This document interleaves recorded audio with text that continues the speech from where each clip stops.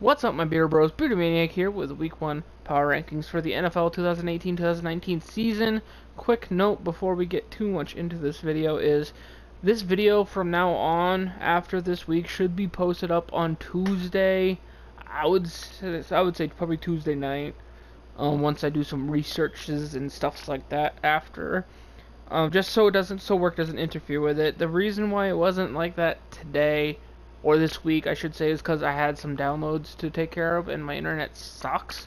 So doing some downloads, I had to prioritize that over pushing this video out. So that's done. It's going up today. Picks will go up either later today or tomorrow morning early, just before the game tomorrow night. Now it's gonna be, I'm not going to do it like last year. I'm not going to rotate through the teams. I'm just going to go. I'm not going to go too much into it because it is the first week, so we don't know what each team is going to be. We've had it before last year where we thought teams were going to be amazing, and they weren't, and we thought teams were going to be terrible, but they actually performed well. You know, that's the NFL. It happens every year. At number 32, we have the Buffalo Bills, and the biggest question mark I have here is Nathan Peterman starting Week 1. We all probably remember him as the quarterback who threw 5 interceptions in the first half of a game last year, I believe against the Chargers. But he had a solid preseason. I think his whole offseason has been well, so he obviously probably deserves a starting nod over Josh Allen. But you also have to remember, like, even with A.J. McCarron's injury before they traded him away, this guy had to have shown enough to make Buffalo want to trade away A.J. So I have good hopes for him. The biggest question mark here is probably the wide receivers. Is Zay Jones and Kelvin Benjamin going to step up enough to help Josh Allen grow if he does potentially go in there soon enough? Biggest weakness, offensive line. Hopefully that steps up. LaShawn McCoy deserves to have another good season because he's a great running back. At number 31, we have the soon-to-be Las Vegas Raiders. With the Khalil Mack trade, I actually plunged them down. Because, well, I didn't plunge them down. I had them originally around like 28th or something like that. But with the Mack trade to the Bears, I put them down there just because I don't know what their defense is going to bring. One thing that concerned me going into the season and even throughout the season is their defense got steamrolled a lot last year. That's one reason why they were so bad. Amari Cooper does step in, and he should have a rebound season. Derek Carr should have a decent season. The depth at wide receiver is another major concern. It's just Amari Cooper, Jordy Nelson, and hopefully someone else does start to show up.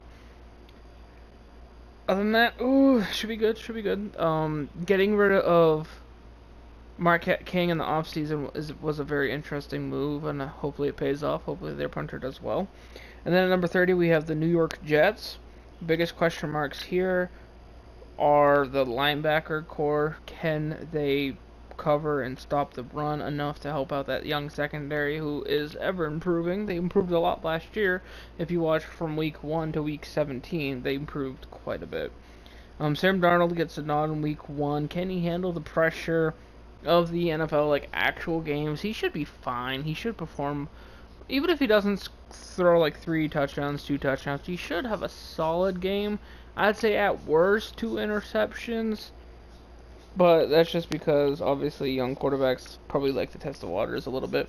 I do like the combo of Bilal Powell with Isaiah Crowell at running back. That's nice. It gives them the option to run two running back sets, which should give them a little bit more variety. That defensive line should still be solid yet again, because usually the Jets' defensive line is usually pretty good.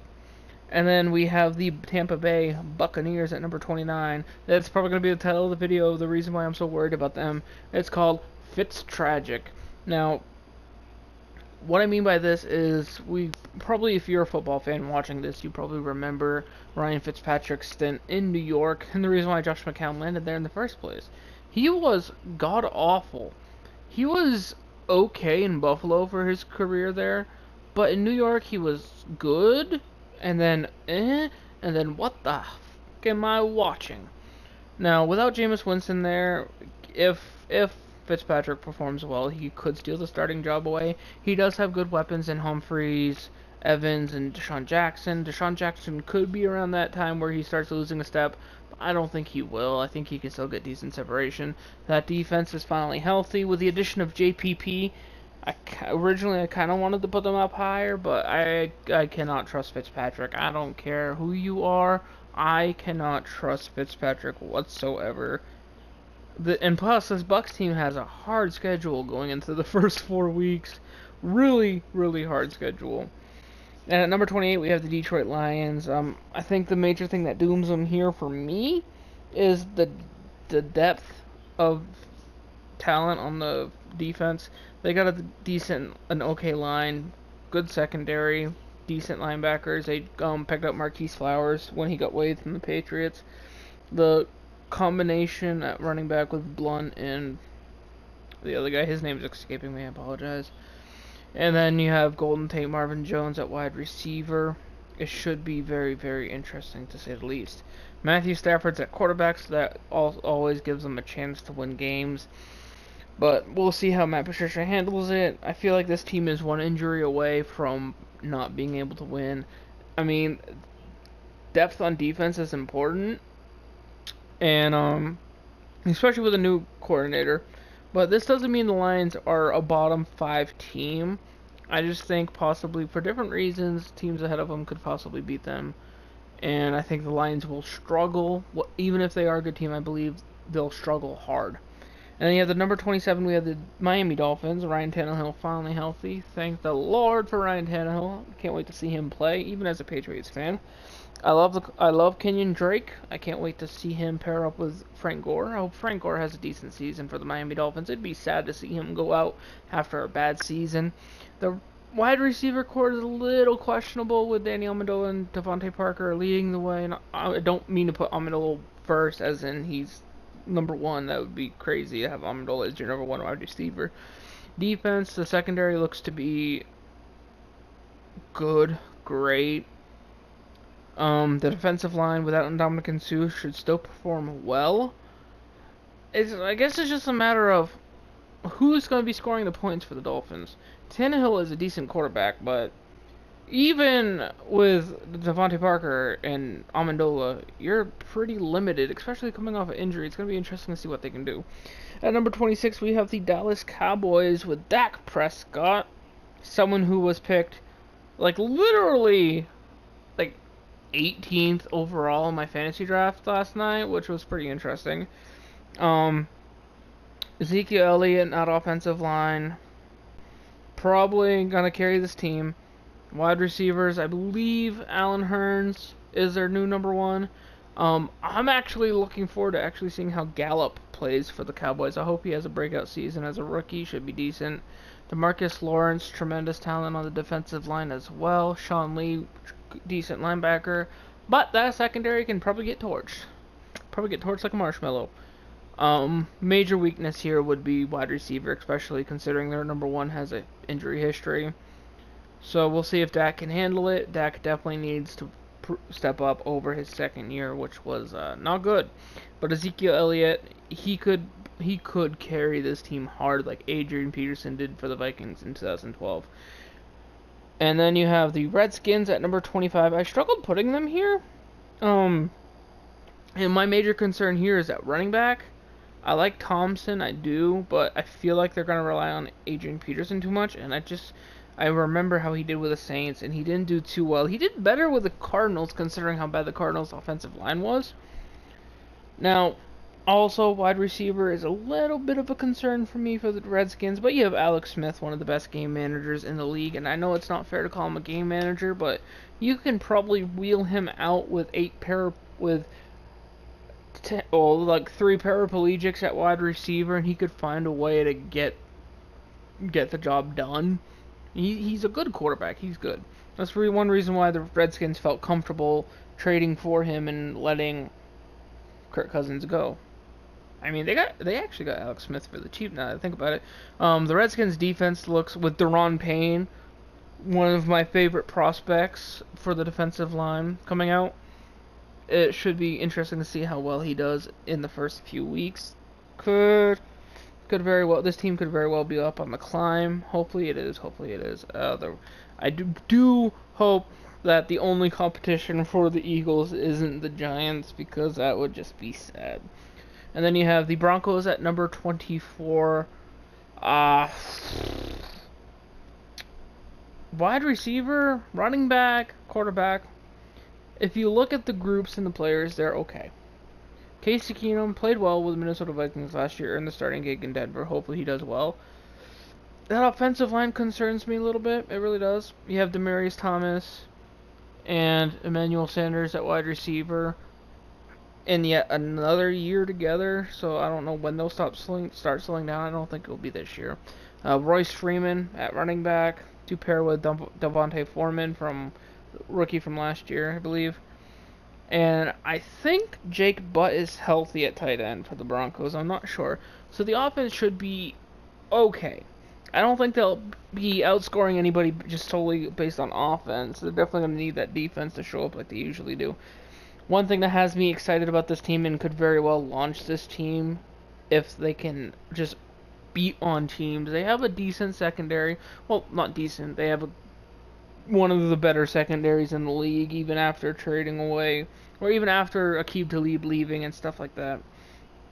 One thing to note here, defensive line with Chubb and Von Miller probably will be the most exciting group to watch for the Broncos, at least for me. I mean, I'm not being rude by saying that, but I'm going to hope the Broncos offense isn't on the field much, just because I want to see the duo of Chubb and Von Miller just wreck offensive lines. Hopefully they do. Hopefully Chubb has a good year. Hopefully he stays healthy.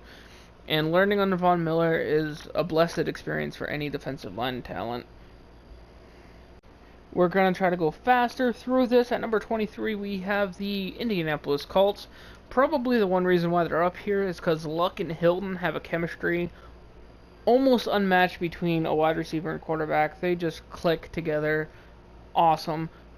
Under the radar player, at least for me, Quentin Nelson should have a solid season. If he can have a solid season at guard this year, protect Andrew Luck a little bit, give him a little bit extra time, they should perform okay. They did improve the defense a little bit, so that's also another thing to look forward to. One thing that helps the Colts looking into the season is where they did place last place. They do face typically the weaker teams, which would be the Browns, Jets, and Texans, I believe. And at number 22, we have Marlon Mack should also have a good season at running back for the Colts as well, if the offensive line can hold up. I forgot to mention that Marlon Mack, I actually managed to get him in a fantasy league at round 15, so I'm kind of happy with that. And then you have the San Francisco 49ers with the Jimmy G. One thing that concerns me here, and I had them a little higher originally when I was thinking this through, but McKinnon tearing his ACL, I think it's just devastating. It's going to hurt that team. Their defensive line looks to be solid. Their defense overall looks to be generally solid. I think the secondary can be a weak point, especially when you have Sherman. The other side can hold up under pressure. I don't quite know. Jimmy G can win games. Obviously, he went undefeated last year when he stepped up. But running back has me very concerned for this team, especially when they're in a division with the Rams and the Cardinals. And what I mean by that is, well, the Cardinals don't typically scare people, but the Cardinals do have Chandler Jones, one of the best sack masters in the game, and Patrick Peterson at corner. So they have a very tough division this year. And they're not going to be having an easy schedule at the end of the year, where most teams aren't really trying too hard, week 16 and 17. And number 21 we have the Bears. I was talking to someone on Pokemon Showdown the other day, and we were talking about the Bears, and it actually made me realize, so I put them a little higher. Not only the Mack trade, which should drastically improve their defense, but pairing him with Roquan Smith is going to be tremendous. And then you got Mitch Trubisky with his second season. You got the tight end they signed from the Eagles. Sorry, I had a burp. Jordan Howard and Tariq Cohen are a tremendous duo at running back. Cohen can throw, catch, and run, so I look forward to some trick plays there. Should be tremendous. Oh, Trey Burton. Trey Burton is his name. I should know because he's my backup tight end in fantasy. Decent kicker. That defense, I believe, was a top 10 defense in the league last year. That's what they brought up to me. It was that defense was already top 10. They add Mac. The price was a little high, but with Mac, they re-signed him, so if he shows up and doesn't get injured, he's worth it instantly. Even if he doesn't get 20 or 15 sacks a year, if he doesn't get injured, he's worth it just because of his presence. And then at number 20, we have the Cleveland Browns. I really struggled putting them this high, but I love what they did on the offense. Josh Gordon comes back healthy. Pair him up with Jarvis Landry at wide receiver. David Njoku was one of my favorite young tight ends last year, even though he didn't necessarily do great. He should do better this year. The offensive line, they did lose one of the best offensive line talents ever to play the game in Joe Thomas, but, hopefully as well. Right now, Tyrod Taylor is starting over Baker Mayfield, and they got Carlos Hyde and Nick Chubb at running back, so it should be decent there. Their defense, Jabril Peppers should play better this year. Myles Garrett is always a beast on that defensive line with Jamie Collins. Now, this team could be a team that, especially if Le'Veon Bell holds out, could, probably it's only like a 15% chance, but they could upset the Steelers, especially without Le'Veon Bell, if Myles Garrett can do Myles Garrett things. So I think they deserve a crack for the top 20. They'll probably slide down quickly with Hugh Jackson's coaching, but who knows? At number 19, we have the Cincinnati Bengals. Now, I did struggle putting them this low. They're a decent team, but one major hiccup here, with one thing that has me worried, is their coach. I hate Marvin Lewis. He is terrible. He has taken teams to where, say, take Doug Peterson from last year, who won the Super Bowl with the Philadelphia Eagles. If he coached some of those Bengals teams that Marvin Lewis couldn't win a playoff game with, they probably could have made it to the AFC Championship game. He is a terrible coach. I mean, the funny thing is, he's so mid-tier, though, that it's like, oh, if we get rid of him, there's not really anybody better, but you never know until you try, and he's been there way too long. Quick note, Andy Dalton, AJ Green, great combination. Hopefully Eifert can stay healthy this year. Joe Mixon should have a great sophomore season. I believe Giovanni Bernard's healthy. I hope he is. I don't remember. Carlos Dunlap and Geno Atkins signing extensions to shore up that defensive line. That defensive line is scary. It should be fun to watch for them, too. They're just like the Broncos. The defensive line is probably going to be my favorite part of watching them play. And then, at number 18, this list was made, and it already became official before it was announced today that Earl Thomas is ending his holdout with the Seattle Seahawks. Having them here is a little high. I do like what they did with adding Rashad Penny at running back, and they got Russell Wilson, who I believe, what was the stat, 97% of the Seattle Seahawks yards last year. Should do well. The question marks on defense, I can't put them any higher. It's just, oh. And then you have the Cardinals at number 17. You have health issues all across the board. Sam Bradford at quarterback, often injured. David Johnson at running back, often injured. Larry Fitzgerald, probably the Iron Man of the NFL. Hopefully I get to see a Rosen-Fitzgerald connection at some point in the season, but I don't want it to be due to injury. That would be absolutely terrible.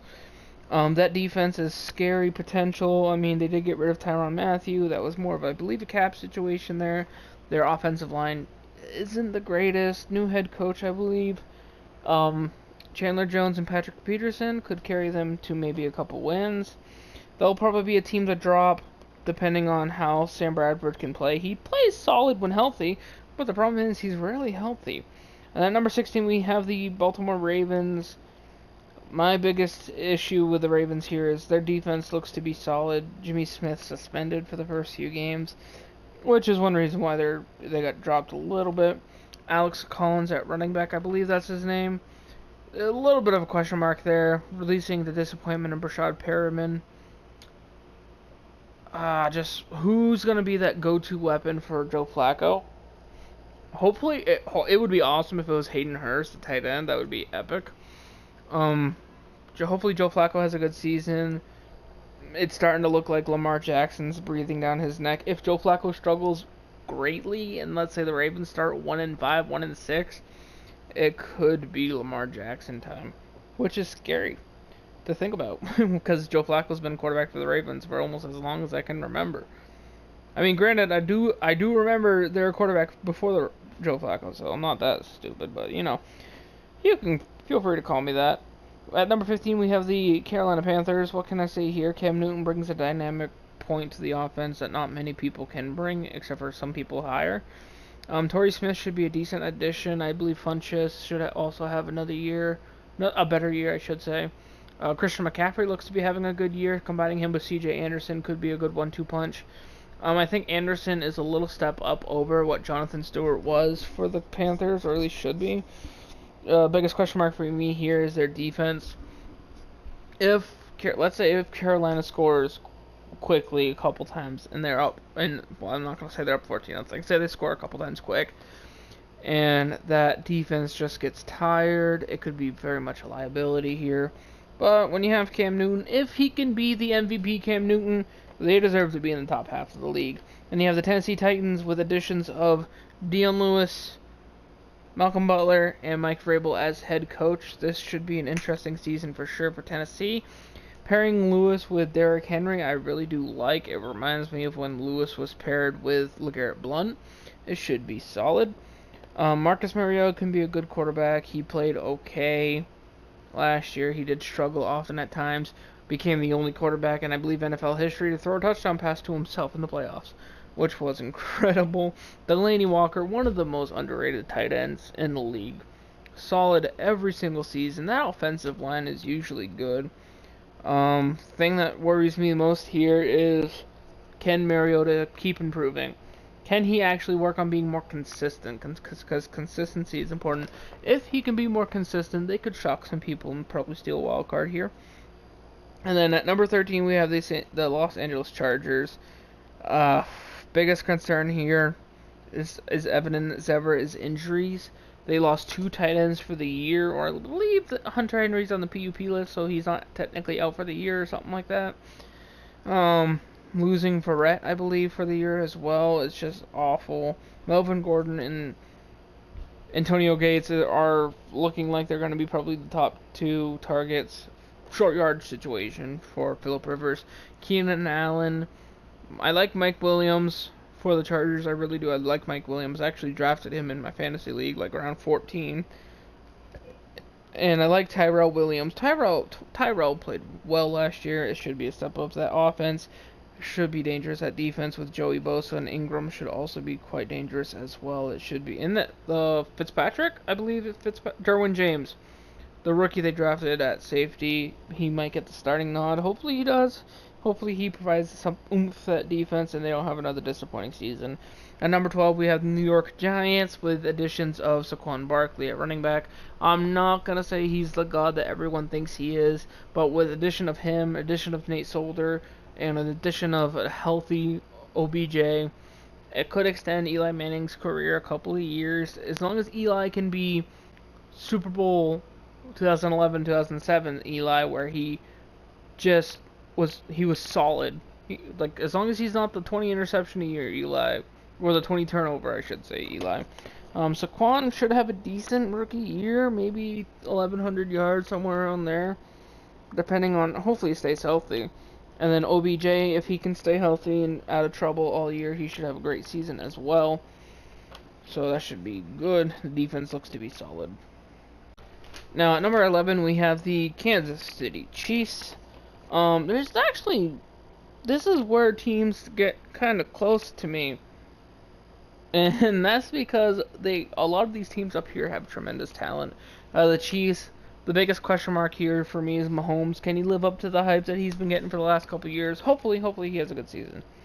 When you have the trio of Tyreek Hill, Travis Kelce, Kareem Hunt, mixing it up with some Sammy Watkins on offense, that offense could be the number 1 scoring offense in the league. It is absolutely potent. Defense should also be solid. Hopefully Eric Berry comes back. Will the loss of Marcus Peters affect the defense at all?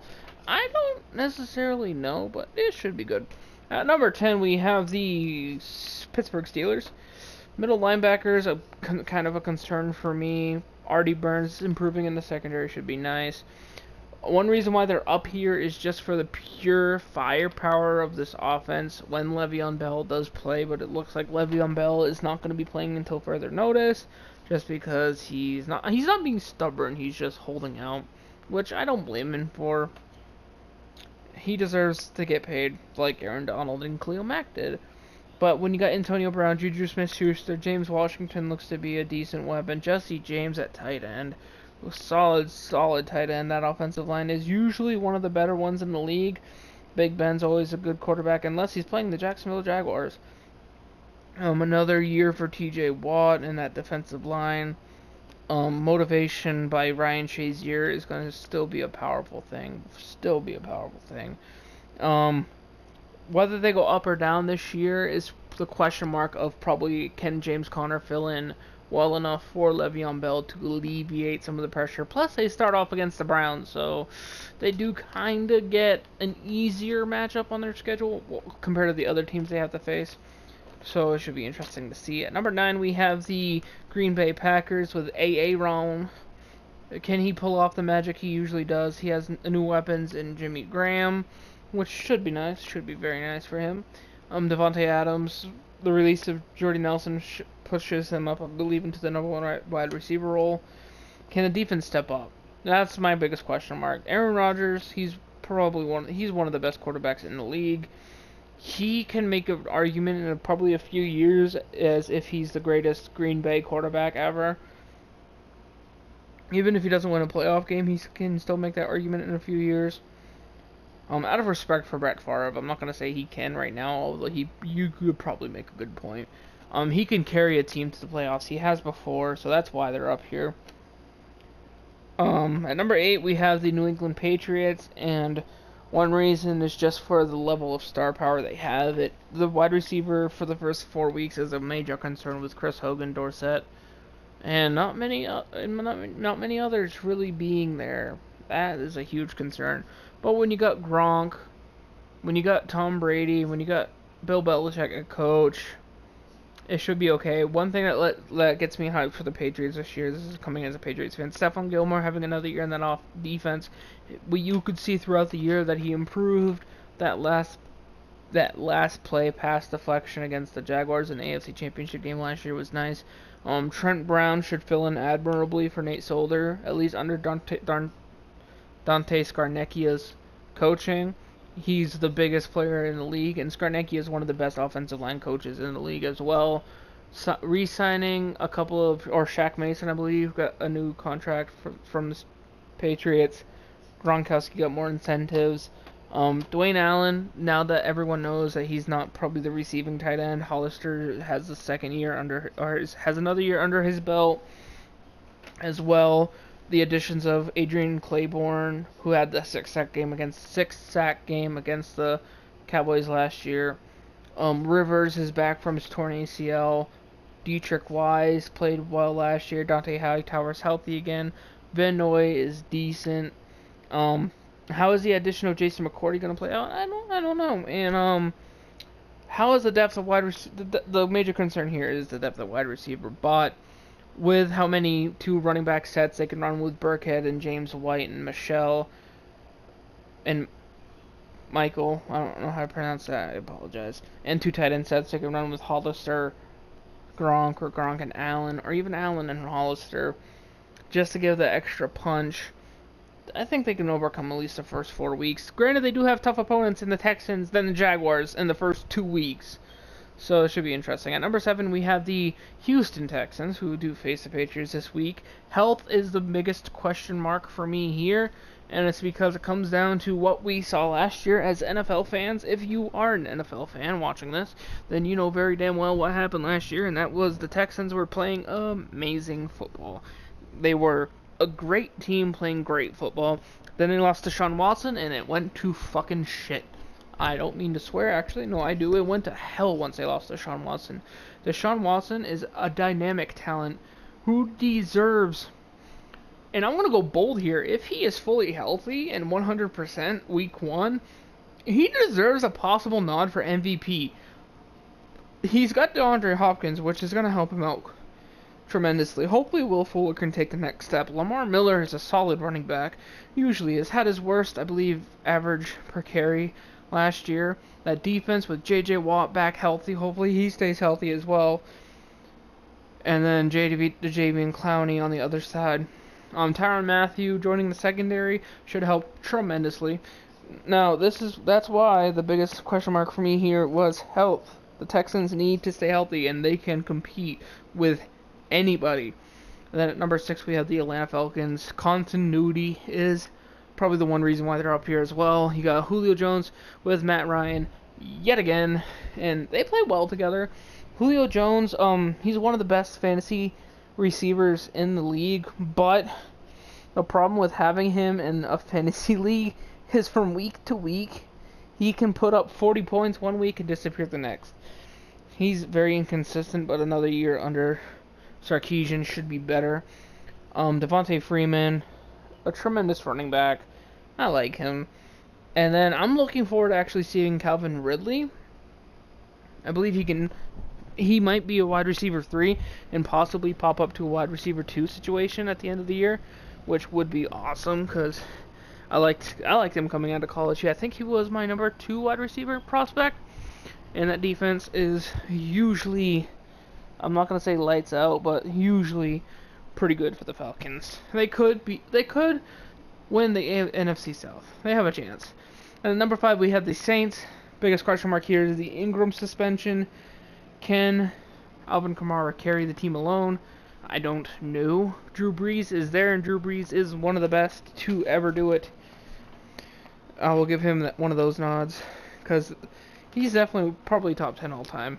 I think top 10, definitely top 15 for me.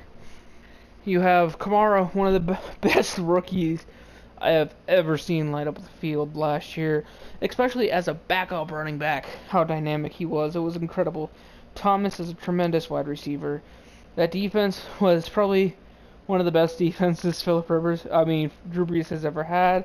The secondary with Marshawn Lattimore should improve yet again. That defense, the defensive line, should also improve a little bit, and so should the linebacking core. It should be a good season. Looking at it, it wouldn't shock me if the Saints went 16-0. I'm not saying they will, but if I looked at the game scores and I'm like, oh, the Saints went 16-0, the feat alone would be kind of shocking. But I think the Saints are one of the teams in the league who could possibly do it this year. Possibly, I think the top 5 teams on this list could go 16-0 if things went right, obviously. At number 4, we have the Minnesota Vikings, and one reason they are up here is that tremendous, scary defense that they have. Kirk Cousins at quarterback. I'm not going to necessarily say right away that he's an improvement over Case Keenum, because Keenum played well all of last year until that last playoff game. And running back, Dalvin Cook being fully healthy, pairing him with Latavius Murray. That was a dangerous combination when Cook was healthy. Hopefully he stays healthy this year. Thielen and Diggs is one of the better 1-2 punches in the league. Solid defensive line with Barr at linebacker. Solid second, tremendous second. They're just defenses overall capable of bringing them to possibly 16-0. If Kirk Cousins can be more than a game manager, I could see the Vikings going 16-0, and that is saying something considering they have to face Aaron Rodgers twice. And it should definitely be good. Definitely be good. At number 3, we have the Philadelphia Eagles, and it's a little low for the reigning Super Bowl champions, but I'd say 3 isn't too bad. It means you're one of the best teams in the league, or you have one of the highest chances of winning against anybody, technically. That's how I'm doing it. Biggest question mark here is, yes, I know Foles was the MVP of the Super Bowl, but being a Patriots fan, I'm not going to say that he didn't play well. He played well. He played great. But watching all the other games, I can't ignore all the other games where he played okay and looked like a shell of Carson Wentz when Wentz was in the same system. After a full off season, preparing to start Week 1, he'll probably be better.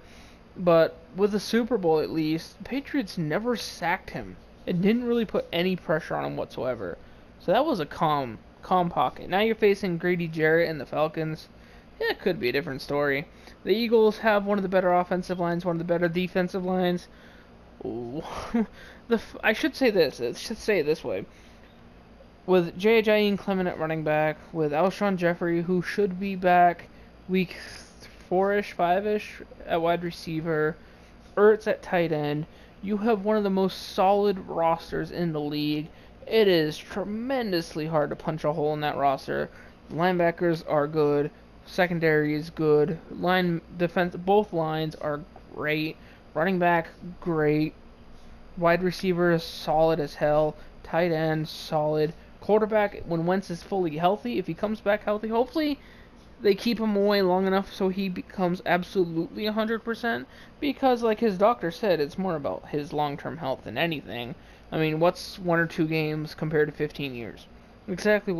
Almost exactly what his doctor said. And then at number 2, we have the Jacksonville Jaguars. And yes, Blake Bortles almost launched this team into the hole. Like, by the hole, I mean outside the top 5. With possibly the best defense in the league. With Jalen Ramsey, A.J. Bouye, Calais Campbell, Ngakoue. That defense is just absolutely filthy. It absolutely has hands down won them games last year. Like, if you gave them any other defense, probably the Jaguars weren't a playoff team last year. They have one of the better young running backs in Leonard Fournette, who should have a solid sophomore season as well. They improved that offensive line to open up more holes for Leonard Fournette, which should be good. I think Bortles will bounce. I think Bortles will have a better season, I should say. I don't think he'll be a pro quarterback, but he doesn't have to be in this system. If he can manage turnovers, the Jaguars could realistically go 16-0 pretty easily. This squad reminds me of the Broncos when they won the Super Bowl and absolutely dismantled Cam Newton and the Panthers. They had game manager offense with Peyton. Well, Peyton Manning at that point was a game manager. Blake Bortles needs to be more than a game manager. If he can limit turnovers, this team could beat anybody. Then at number 1, we have the LA Rams with Todd Gurley, my MVP candidate of the year, and possibly one of my Defensive Player of the Year candidates, Aaron Donald, with his new fat contract. Both of them actually got new fat contracts. That offensive line, solid. Goff, a better young quarterback than I gave him credit for last year. He played well. Struggled in the playoffs, but, not bad for a young quarterback. The addition of Brandon Cooks should be good. Obviously, when you have Gurley at running back, it's not that hard. That defense is nightmare fuel. You got Aaron Donald and Dominican Sue. You got Talib and Peters. It's just fucking what the fuck. It is a Madden defense. The best way to put it is the Rams defense is the Madden defense. And one reason why I put the Rams at number 1, like I said at the beginning of the video, and I'll end it like this, is I believe they have a better chance to beat anybody else below this list. Yes, the Jags might have the best defense overall, but I think the Rams defense is good enough to shut down Blake Bortles in them and such like that. Anyway, guys, thank you for watching. Don't forget to leave a like, comment, subscribe if you are new, and I'll see you in the next one. See you next week. Peace.